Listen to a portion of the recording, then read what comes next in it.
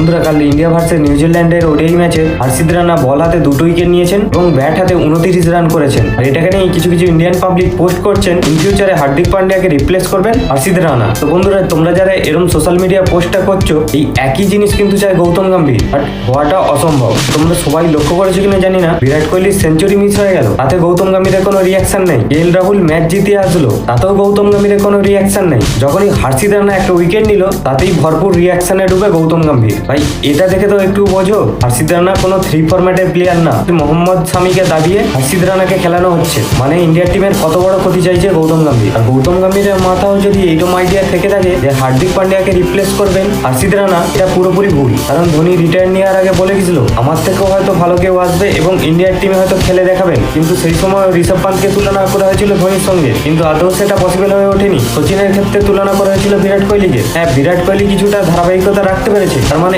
এই নয় তিনি সচিন হয়ে গেছেন। ইন্ডিয়ার টিমে কত বড় বড় প্লেয়ার এলো গেল, এখানে যুবরাজ সিং এবং সুরেশ রায়নের মতো প্লেয়ারের রিপ্লেস আজ পর্যন্ত ইন্ডিয়ার টিমে হয়নি। এই পজিশনে দাঁড়িয়ে কেউ যদি ভেবে থাকে হার্দিক পান্ডিয়াকে রিপ্লেস করবে কেউ, তাও আবার হর্ষিত রানা, তো তার থেকে মাথা মোটা আমার মনে হয় ওয়ার্ল্ডে আর কেউ নেই।